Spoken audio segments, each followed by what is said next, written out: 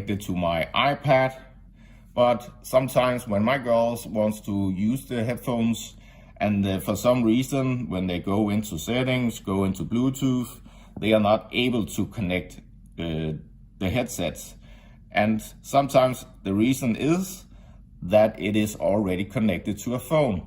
So make sure that your headphones are not connected to another device if you are not able to connect your headphones to your iPad. Turn off the Bluetooth on your iPhone, whatever device you have, to make sure that you can actually connect the headphones to your iPad. That is a very common issue, and sometimes you just have to turn the Bluetooth off and on again, and it will actually easily connect your headphones. So that is also a good way to